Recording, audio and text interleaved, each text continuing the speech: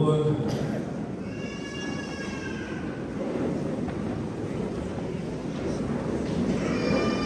Sem mais delongas, vamos lá em Salmos 84, verso 10. Vamos ler esse salmo que vai fazer parte do contexto dessa série de pregações que estamos trazendo, ser como Cristo. Salmo 84, 10, o texto diz assim: pois um dia nos teus átrios vale mais que 1000, preferiria estar à porta da casa do meu Pai, a habitar nas tendas da perversidade. Feche teus olhos por um instante.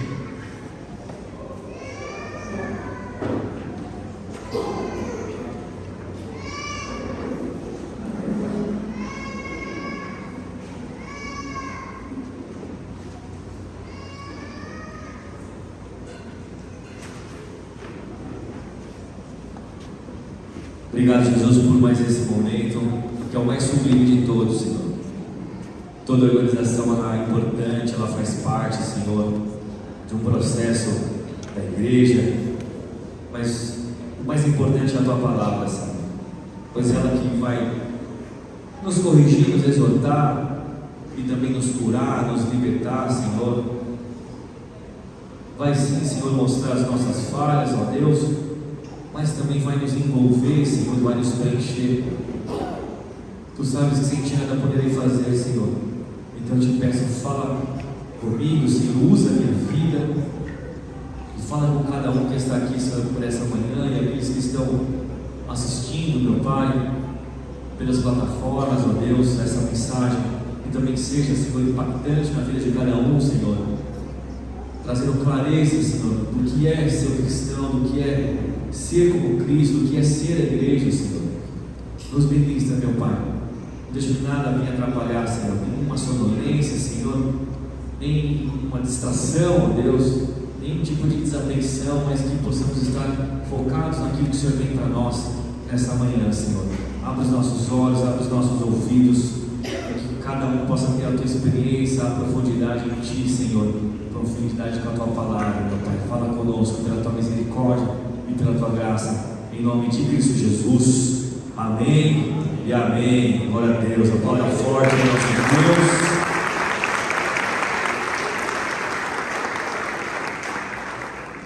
Igreja, se você está acompanhando as pregações no último mês, nós estamos numa série, não só eu, mas todos aqueles que estão ministrando aqui, diáconos, pastores, presbíteros, sobre ser como Cristo.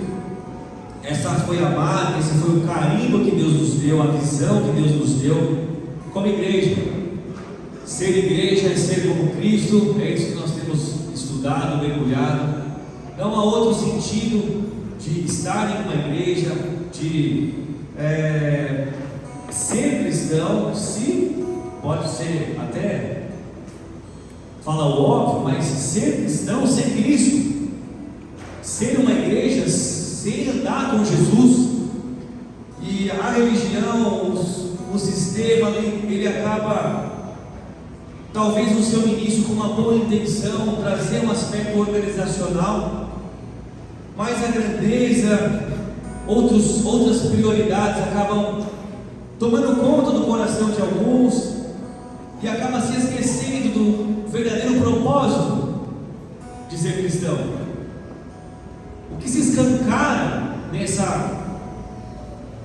nesse conceito são as próprias palavras de Jesus, quando ele fala para a última igreja, a igreja de Laodiceia, que aparentemente era uma igreja perfeita, que tinha tudo, que tinha toda a tecnologia, que tinha todo o amparo, que tinha toda a estrutura, que tinha os seus resultados numéricos.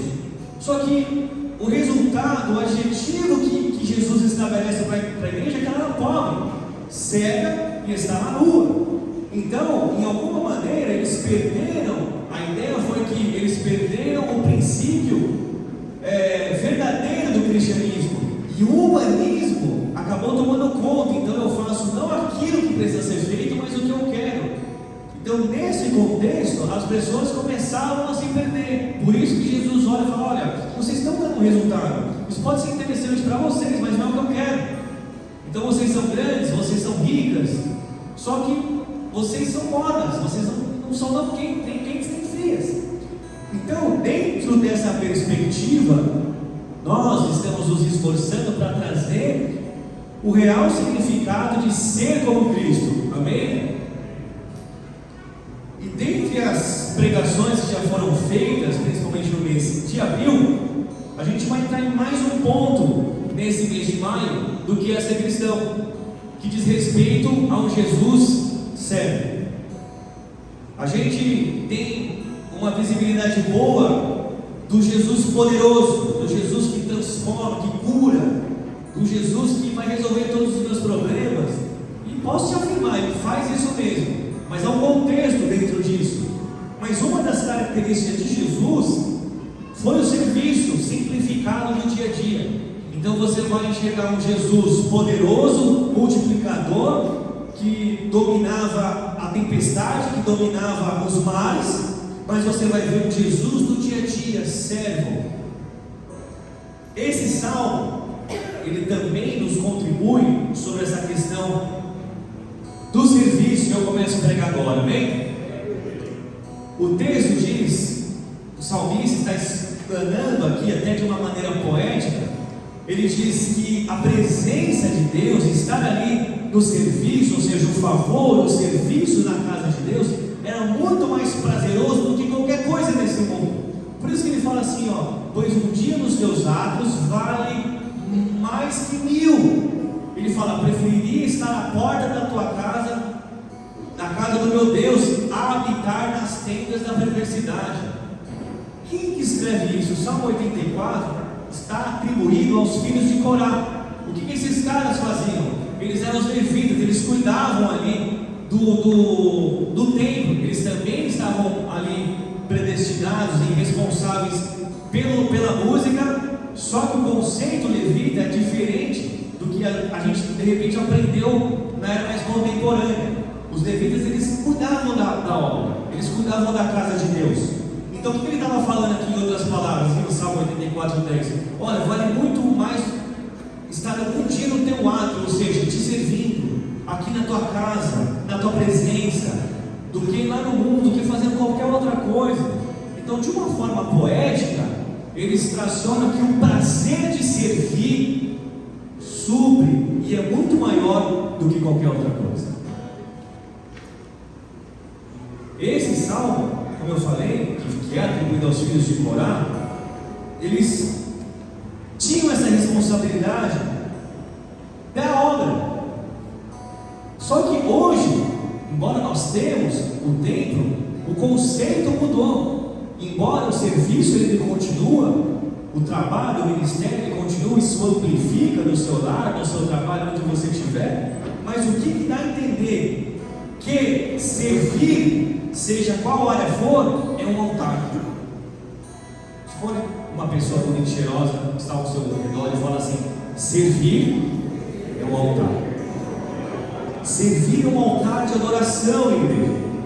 Servir a Deus é um chamado que procede do amor de Jesus.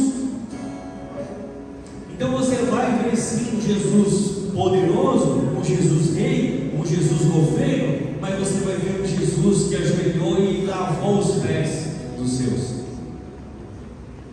A chamada para a salvação é só um start, é só um início, é só um pontapé inicial para o serviço ao reino, para aqueles que se apaixonam e fazem como o próprio Jesus fez. Servir a Deus, amados, é simplesmente um transbordar da sua paixão por Ele. Por isso que a religião pesa, por isso que o operacional cansa, porque ele fica repetitivo, ele vira um fardo. De repente você já serviu a uma igreja, a casa de Deus 1 ano, 5 anos, 10 anos, 30 anos, e pode ter corrido o risco de ter se tornado um peso, por ter caído num sistema de operação, desassociando o verdadeiro sentido que é o transbordar, o derramar do amor de Jesus. Quanto mais você é preenchido por Ele, mais você tem o desejo de derramar sobre o outro aquilo que Ele é em você. A palavra grega, eu acho que eu vou continuar pregando em grego aqui, vocês acham ou não? Melhor não, né? Vou usar só uma palavra então. A palavra servo, nesse contexto, que estabelece mais a Jesus Cristo, até abro um parênteses aqui, Filipenses 2,8, o texto diz lá, Paulo, e sendo encontrado em forma de humana, humilhou-se a si mesmo, sendo obediente até a morte. Ou seja, Paulo está mostrando Jesus que sim, ele era poderoso, sim, ele tinha um acesso ao Pai, sim, ele era o próprio Deus, mas ele se humilhou, ele se fez como servo. A palavra grega aqui nesse contexto significa escravo voluntário, alguém que escolhe por amor se sujeitar a sua vida em amor. Ou seja, há um Senhor e eu amo tanto Ele que agora eu me submeto e sirvo a Ele. Esse serviço não é um serviço legalista de escravidão imposta, mas é um desejo em estar algemado com aquele que me amou primeiro e falou: Senhor, faça em mim a tua vontade. A religião ela vai cobrar de você um resultado. O relacionamento vai fazer você transbordar quem você é em Cristo Jesus. Então, esse significado voluntarioso de um escravo voluntário é porque ele se alistou, porque o amor foi tão grande e o constrangeu de uma maneira tal que ele se propõe voluntariamente.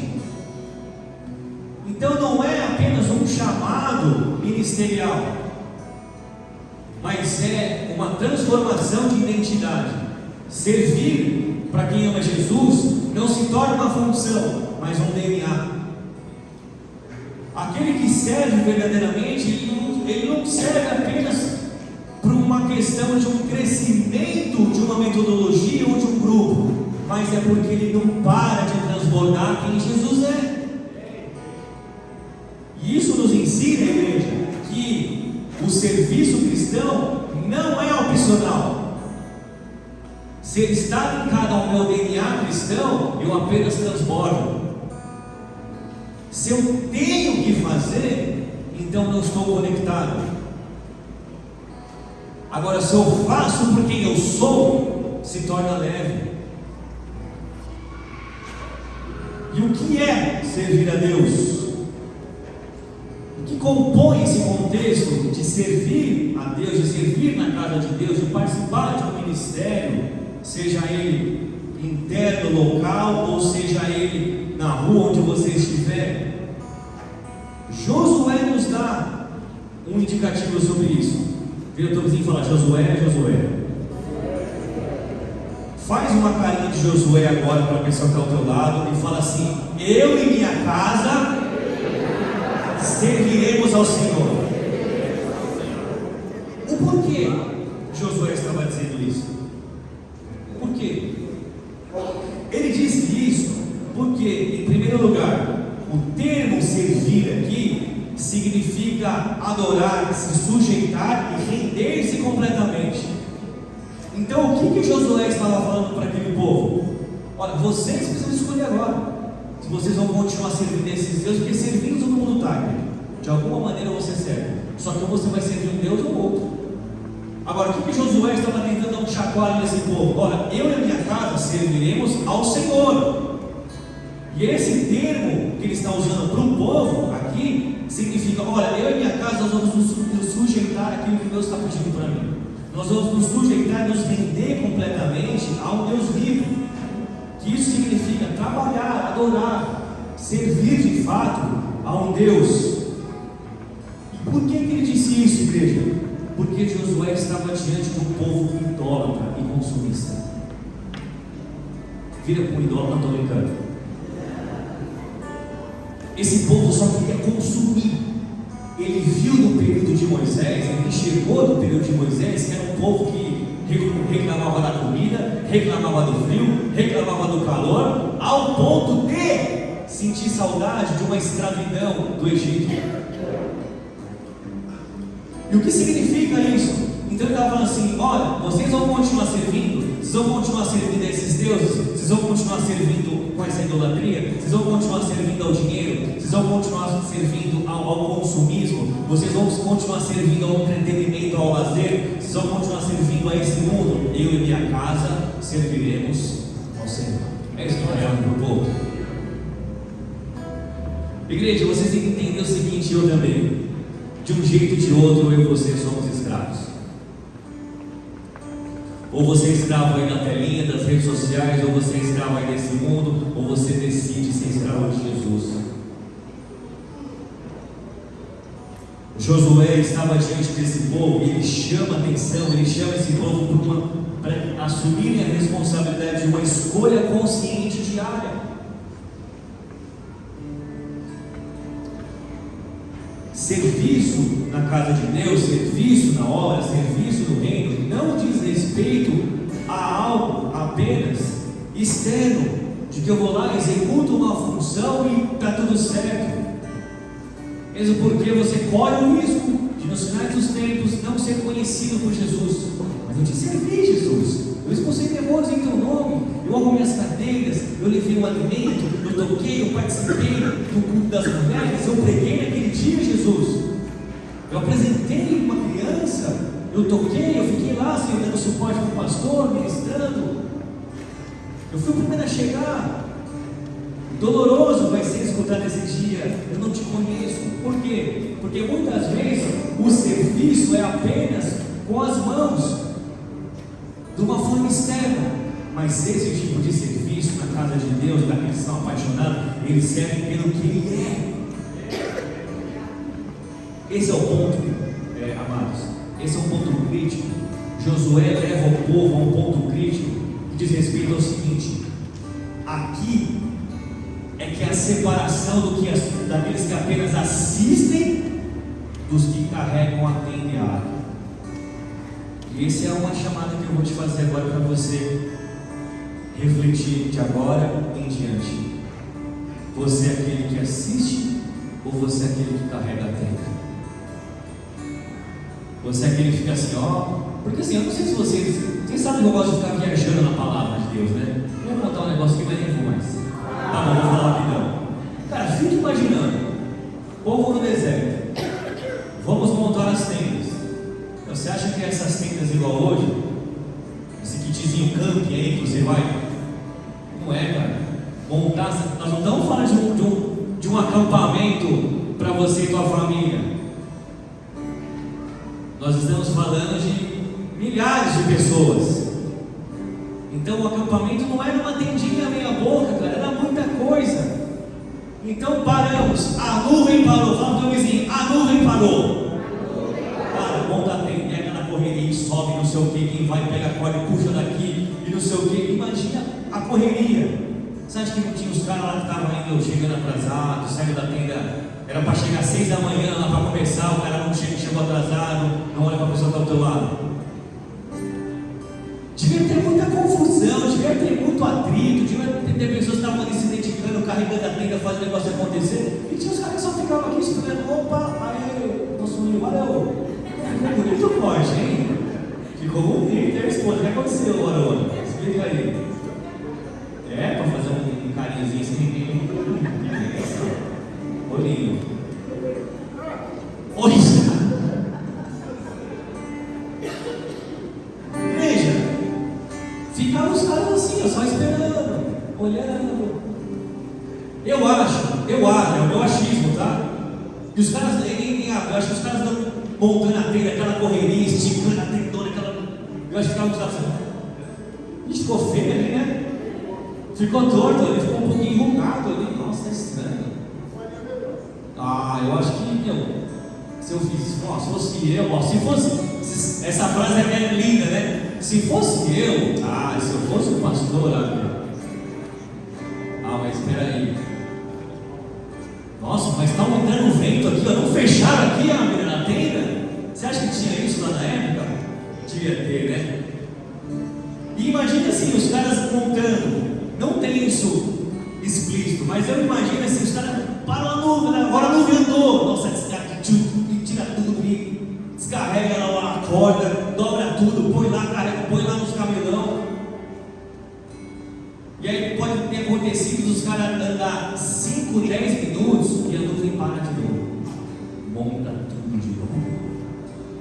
A pergunta que eu te faço é: você é aquele que carrega e monta a tenda? Ou você é aquele cara ou aquela mulher que só fica observando a tenda sendo montada? Servir, igreja, é imitar o coração do mestre. Porque se eu sou cristão, ser cristão, ser uma igreja é ser como Cristo. Então, se Cristo serve, eu preciso também servir. Marcos capítulo 10, verso 45 diz assim: pois o próprio Filho do Homem não veio para ser servido, mas para servir. Na balança, na tua equação diária, você é aquele que mais é servido ou mais serve? No seu trabalho, você é aquele que mais serve ou é servido? Na igreja, você é aquele que mais serve ou é mais servido? Jesus, ele pronuncia esse texto, e que nos cabe agora de uma forma muito pontual e contemporânea, que incomoda uma geração consumidora e acomodada. Como que o mestre, o próprio Deus, o rei dos judeus, vai se ajoelhar e lavar o pé? Essa palavra aqui, servir, em Marcos capítulo 10, verso 41, quando fala não veio para ser servido, mas veio para servir, é o mesmo contexto do termo diácono, usado depois das cartas de Paulo. Traz uma ideia de ministrar, de atender pessoalmente a necessidade do outro, ou seja, de agir em favor e em prontidão àqueles que estão ao meu redor.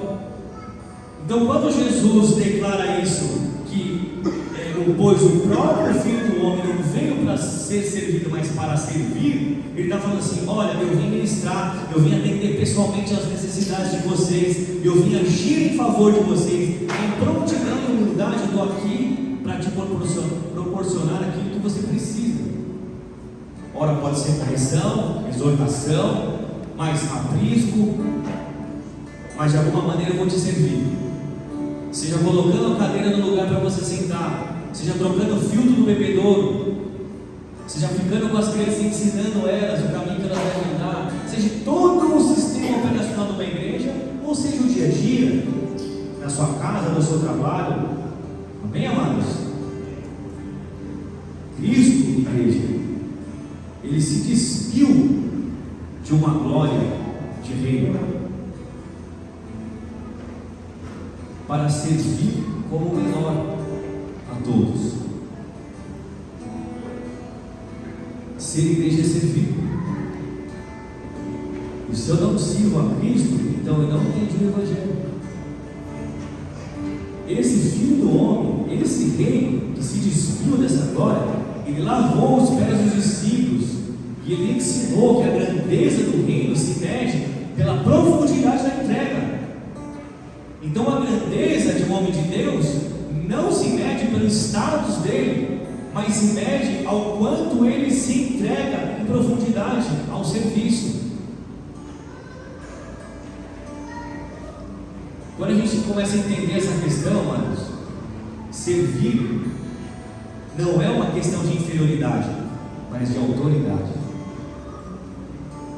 Servir é um privilégio daqueles que conheceram a Jesus verdadeiramente. Eles passam a se desgastar por amor do seu mestre. Eu já me fiz essa pergunta centenas de vezes: como que aqueles caras conseguiram? Como que os discípulos, os apóstolos conseguiram? Tamanha pressão. Como Jesus conseguiu continuar servindo? Aquele que consumiu o gosto mais amargo da ingratidão, onde ele estava no meio das pessoas servindo, ajudando, curando, multiplicando, e ele tem que escutar sussurros assim: ó, esse daí é um demônio, esse é um blasfêmio. E depois escutar do próprio povo ao qual ele estava servindo: crucificam, crucificam. Guardem isso no coração de vocês, igreja amada. O servir na obra de Deus, proclamando ali Jesus, se resume em uma passagem pelo seu interior, de quem você é. Isso é importante, é necessário. Só que ele vai gerar um constrangimento, porque se o amor de Jesus estiver dentro de você, estão me escutando? Se verdadeiramente o amor de Jesus estiver dentro de você, e você tiver entendido a cruz, o derramamento de sangue, o sacrifício e o símbolo da ceia que nós vamos falar hoje aqui, isso vai construir dentro de você uma necessidade, um amor, um desejo e um impulso incontrolável de servir. Se você não atingiu isso ainda, o seu relacionamento com Jesus ainda é raso. Se você não tem o desejo de ser participante de carregar a tenda, você ainda está inserido num sistema consumista das igrejas. Culto não é receber, culto é sacrifício, é entrega. Quando você entende essa proximidade com Jesus, é uma ida sem volta. É uma ida sem volta. Sabe, sem esconder nada, eu e minha esposa já oramos para parar. Cara, não está fazendo sentido. Começar a ver algumas coisas. Às vezes você pregar e não conseguir ver um resultado. E aí você olha para a igreja brasileira, que isso, cara? Não consigo, isso não é igreja. Eu me converti para esse Jesus, eu não conheço esse Jesus.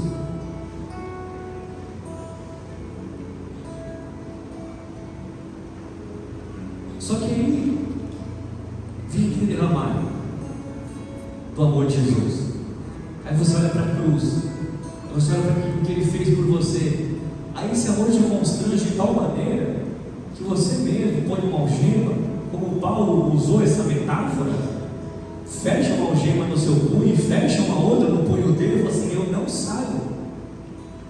E aí a ingratidão, ela passa a ser um combustível de serviço. Aí a ingratidão passa a ser a necessidade que eles precisam ainda mais de ti, Senhor. Por isso que quando Jesus está na cruz, sangrando, pingando, com a dor que é imensurável fisiologicamente falando, Ele faz um grito e fala assim: perdoa-os, eles não sabem o que fazem. Isso é serviço. A quem você serve?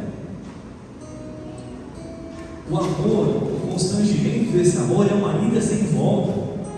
Servir é uma ação indispensável para aqueles que verdadeiramente têm Jesus no coração. Vocês estão aqui, igreja? Volta comigo lá no Salmo 84. No verso 10. Eu pensei uma colocação aqui dos filhos de Corá. Ele fala o seguinte: Salmo 84, 10. Preferiria estar à porta da casa do meu pai. Diz assim, ó, a porta. Sabe qual que é o contexto aqui de estar à porta? Traz uma certa análise, entre aspas, do serviço mais inferior aos olhos humanos. Esse termo casa aqui no hebraico significa edificação. Significa carregar, ele carrega a ideia da permanência, da continuidade da linhagem. Ou seja, eu conheço a Jesus, os meus filhos vão conhecer, os filhos dos meus filhos vão conhecer. Por quê? Porque nesse instante pessoas estão servindo para o Evangelho chegar. Seja arrumando uma cadeira, limpando o banheiro, seja no culto, seja de qualquer forma. E esse serviço, esse servir na casa, é mais do que ocupar o cargo, é estar na presença, na glória. Então é como se os filhos de Corá falassem: Senhor, por favor, me deixa só limpar esse banheiro para você. Ele falou: preferiria estar na porta da casa. Eu não preciso nem entrar, eu não preciso nem que ninguém me veja, que eu fique só na porta. Mas me deixa eu fazer alguma coisa para eu poder derramar o meu amor. Você é aquele que carrega a tenda ou só observa? Eles falam: me deixa só na porta, Jesus, deixa eu fazer qualquer coisinha, mas me deixa eu fazer alguma coisa para ti. Lá em Hebreus, no capítulo 6, verso 10, o texto fala assim: porque Deus não é injusto para se esquecer da vossa obra. Por mais que aqui o contexto do verso 10 do capítulo 84 dos Salmos diz respeito, Senhor, deixa eu fazer escondidinho, não penso que ninguém veja, mas eu preciso te servir. Nem que seja para fazer alguma coisa aqui no meu condomínio, deixa eu fazer alguma coisa aqui na minha escola, deixa eu fazer alguma coisa aqui com as crianças. Me envolve, Jesus, nem que for para ficar na porta. Só que mesmo assim, igreja, lá em Hebreus capítulo 6, verso 10, a palavra fala que Deus não é injusto, Ele enxerga. A palavra grega aqui para obra, dentro dessa linha aqui, Hebreus 6,10, não esquecer da vossa obra, ou seja, do que você está fazendo, é ação de valor duradouro, fruto do empenho constante. O texto afirma que Deus vê, registra e recompensa aqueles que fazem com amor. Eu lembro, minha esposa está lá atrás, ela vai lembrar disso. A gente se esforçando, trabalhando, entregando tudo na igreja, de serviço, de tempo, ajudando.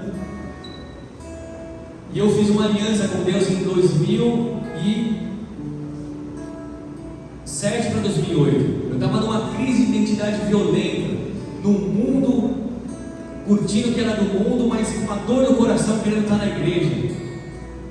Aí eu falava: eu não posso estar aqui, preciso estar na igreja, preciso voltar. Aí ia para a igreja de novo. Aí chegava na igreja, olhava para a galera e falava: mas esse povo é muito santo, eu sou muito zoado, isso aqui não é para mim. Aí ia para o mundo de novo. Aí ficava o Raimundo, ia para o Raimundo, falava: e aí, Raimundo? Não, se tiver com o Raimundo aqui, não lembro. Pela igreja, pelo mundo. Estava na igreja, mas não, queria estar no mundo. Aí estava no mundo, eu preciso ir para a igreja, aqui não é meu lugar. E ficava nessa. Até que um dia, cara, numa crise de identidade, eu subi numa pedra lá atrás da Unis, em Sorocaba, no Caputera, que eu tive a felicidade de conhecer pela primeira vez através do pastor Paulo, a pastora Gentil, que iam lá orar. Você lembra, Paulo, que nós íamos orar lá? E eu tinha algumas vezes com eles, gente de experiências sobrenaturais, e um dia no meio de uma tarde, umas 2, 3 da tarde, eu termino rapidinho, meio de meio eu termino o testemunho. E aí eu peguei e falei assim: quer saber, eu vou lá orar sozinho hoje, porque até meu carro foi sozinho, subi numa pedra, lá uma pedra, tive várias experiências com Jesus. Não dá para contar todas as experiências aqui, mas uma delas, o resultado final, eu falo: então é o seguinte, Senhor, cuida da minha vida, que a partir de agora, 2007 para 2008, a gente faz uma aliança aqui, Senhor. Eu cuido das suas coisas e o Senhor cuida das minhas. E a partir daquela data, não tinha barreiras, não tinha limite, não tinha distância, não tinha recurso, não tinha conta, não tinha nada. Dízimo, trízimo, real, R$1.000, não tinha. O que tem que ser feito vai ser feito para a obra acontecer. Você tem que ligar, nós vamos ligar. Você tem que ir lá, nós vamos lá. Você tem que fazer, nós vamos fazer. E eu conheci uma esposa num esportão 95 sapo azul trovão, que a gente chamava ele, ungido, que onde ele passava ele soltava óleo, que embarcou nessa loucura comigo. E aí foi. Então não tinha mais o que era meu, dela, da nossa casa, não tinha conta, igreja, não tinha orçamento, eu já tinha da igreja, não, era tudo junto, até de uma forma meio insana. Até que quando eu comecei a olhar as coisas acontecerem, eu lembro na nossa vida, meu trabalho, a empresa começando a rodar, eu não sabia nem como as coisas estavam acontecendo, e a gente começou a ser abençoado financeiramente, e quanto mais a gente abençoava os outros, mais a gente era abençoado, e ficou um negócio assim, um fluxo forte, até que eu consegui comprar o carro que eu sonhava naquela época, uma Montana Sport preta. Cadê a rapaziada aí? Meu Deus do céu, ô Dinho, não é até brilho o olhinho. Já quer anunciar no Marketplace já, né? E aí a gente foi, lembra da nossa montaninha, amor? Tem uma foto nossa assim, ó, numa estradinha, eu e ela, tá? Minha barba era branquinha, lembra, amor? O topete era maior. Você não tem o mesmo rosto daquele dia. E aí o pastor chegou pra gente, no pós-culto profético, olhou pra mim e falou assim: a partir de hoje, vocês vão começar a colher toda essa entrega verdadeira de vocês. Aleluia. Mesmo meu coração nunca marcado por isso, ou pensando sobre isso, eu vivo isso até hoje, igreja. O sistema é o mesmo. As coisas são maiores, de obra, de entrega, de responsabilidade, de recurso, de tudo. Mas o sistema é o mesmo. Quanto mais você entrega, quanto mais você serve, quanto mais você se derrama, quanto mais você transborda, mais os olhos do Senhor duradouros estão em cima daquilo que você está fazendo por amor. Amém? Aplauda forte Jesus, o nosso Deus.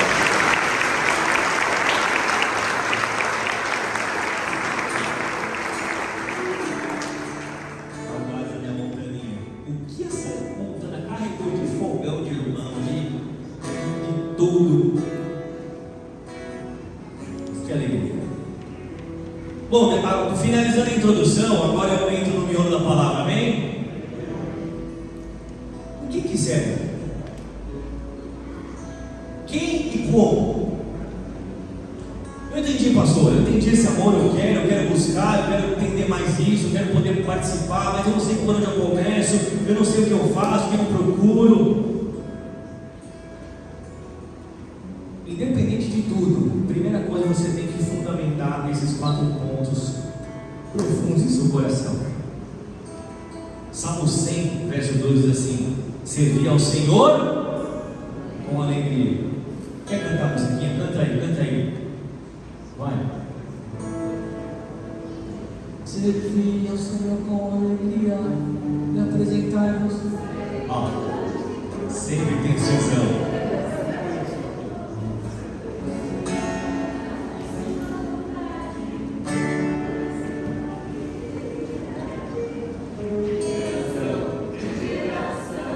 Apaga as mãozinhas, vai.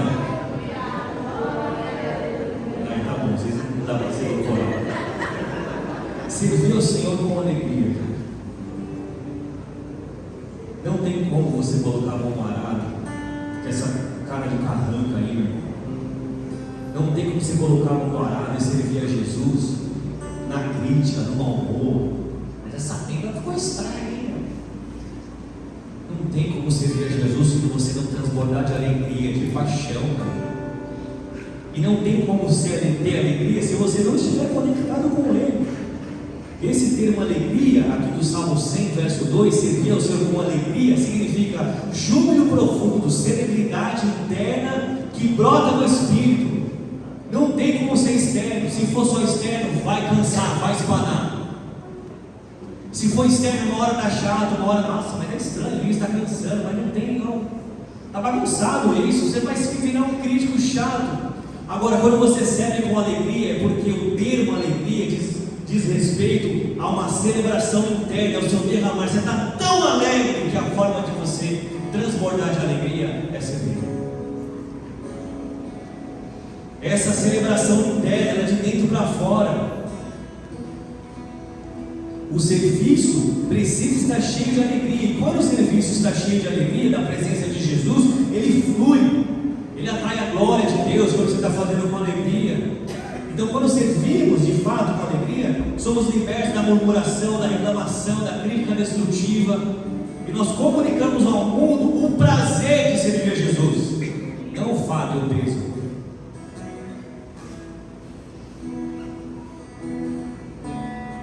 Além da alegria, não há como não citar, é o amor, que é o combustível desse serviço verdadeiro, amém? Repete comigo: amor. Gálatas capítulo 5, verso 13: pelo amor, sirvam uns aos outros. Então não é por interesse, não é por reconhecimento, não é por um peso de cobrança, nossa, eu preciso fazer, senão vou apanhar. Não, é por amor. E aqui não tem como não citar o significado original desse amor, que é ágape, que é um amor incondicional. Por que você serve na igreja? Eu não sabia explicar. Eu não sabia por que eu e minhas irmãs chegávamos na igreja, tipo, sei lá, 3 da tarde naquela época. Tudo bem, tipo, 20 e poucos anos. Não estou contextualizando isso. Mas em 11 horas, meia-noite, e acelerado ainda. Por quê? Cara, porque é um amor incondicional, ele transborda. Há um senso apaixonante. Esse amor, ele não se ofende, ele não se envergonha, ele não exige troca, ele não se cansa, porque ele é incondicional. Ele sustenta o serviço mesmo diante da ingratidão, que é o que nós falamos da questão de Jesus. Então, servir com amor ágape diz respeito de servir até com o coração ferido. Você acha que o coração de Jesus não estava ferido? Você acha que quando ele olhava para as pessoas, a Bíblia fala que ele sabia. Toda hora que ele prender, ele falava, não é a hora, não é o dia. Jesus, da sua consciência da adolescência ali, até o dia da crucificação, ele sabia a hora exata que ele ia ser crucificado. Ele sabia o que cada um tinha que fazer. É tanto que ele chega a dar uma cochichada no ouvido de Judas e fala assim, vai lá fazer o que você tem que fazer. Ele sabia de tudo. Só que esse serviço, igreja, e esse fazer dessa obra ao qual Jesus estabelece como amor ágape, ele não tem esse tipo de parâmetro, se vai ser reconhecido ou não. Ele vai, e ele ainda agradece o ferido, porque ele sabe que o ferimento é por amor a Jesus. Porque os mártires, eles ficam contentes de saber que é para a glória de Jesus. Bem, amados? Com zelo, repete comigo, com zelo. Romanos 12:11 fala assim: sejam fervorosos no Espírito, sirvam ao Senhor. Fervorosos no Espírito. A expressão fervorosos são chamas ardentes, é estar em ebulição espiritual. Será que você está em ebulição espiritual? Ou você é o espalha-rodinha? Olha para o espalha-rodinha ao seu lado aí. Será que você é o espalha-rodinha lá do seu trampo, lá da reunião? Mano, chegou, chegou esse aluno, chegou pra caramba. Vai falar que você nunca comentou com o mano, chegou, chato. Vai falar que você nunca falou isso. Será que você é o espalha-rodinha? Ou você aqui fala, nossa, o Abner chegou, meu Deus, os caras já correm, o Abner chegou, meu. Jesus era assim. Jesus espalhava a rodinha. Porque Jesus tratava as coisas com zelo, com amor, com santidade. Então as pessoas viam nele esse espírito de ebulição, esse amor jorrando dele, porque ele de fato era a fonte de água viva que transbordava. Então zelar, fazer a obra com zelo, é um coração ardente pelo Espírito Santo que vai te guiar. Então zelar é ter paixão santa, não é ser um ativista, mas é ter intensidade. Eu falo intencionalidade, pode ser intencionalidade também, mas você não pode ser ativista, mas você tem que ser intenso. Não é correria desesperada, mas é uma gratidão profunda. O sacrifício, nesse zelo, ele não torna doloroso, mas é uma entrega agradável. Por isso que Paulo fala isso, que agora nós somos o sacrifício vivo diante do Senhor, um culto agradável a Ele. Para encerrar, diga reverência diante da majestade. Quando você está servindo, você não está servindo qualquer um, está servindo ao Rei dos Reis. Não está servindo alguém. Não está servindo esse preço, não está servindo a um sistema religioso, a uma instituição. Você está servindo ao Rei dos Reis, ao Senhor dos Senhores. O temor nos protege da banalidade do serviço. Por isso, quando você vai pintar, você vai entregar o seu melhor. Por isso, quando você vai varrer, você vai varrer cada cantinho e dar o seu melhor. Porque você não está fazendo isso para cumprir uma escala. Você está servindo ao Rei dos Reis. Quando você estiver lá, quando ninguém estiver vendo, não estiver nem conectado ao ministério da igreja, mas você está lá no seu bairro, ajudando alguém que furou um pneu, você vai fazer com todo amor. Você vai servir a sociedade com todo amor. Porque Jesus era assim, ele olhava, ele sentia a dor das pessoas, ele parava ali para servir. O temor da palavra nos protege da banalidade do serviço. É quando a gente passa a não fazer mais a obra de qualquer jeito. É quando você vai pregar, então vamos estudar, vamos ler, vamos escrever, vamos pesquisar. É para limpar, vamos lá, gente. Quem serve com temor não busca elogios, não busca aplauso, mas a aprovação vem do céu. Mesmo porque quem serve em amor não serve esperando algo, ele só transborda o amor. Amém? Que cada um possa buscar, como diz lá em 1 Pedro capítulo 4, verso 10, cada um administre aos outros o dom como o recebeu, como bons despenseiros da multiforme graça de Deus. Em outras palavras, o que Pedro está falando, você tem dons, você tem talentos, olha para os lados, serve as pessoas. Você é o mordomo de Jesus aqui nessa terra. Amém? Pode fechar os teus olhos, curva a tua cabeça por um instante. Já quero chamar rapidamente os diáconos aqui, sem muita demora, eu já decidi, para que a gente possa encerrar esse momento entendendo essa profundidade. Senhor Jesus, obrigado. Esse é o símbolo do Pai daqueles que te amam, para que te buscarem e reconhecem, Senhor,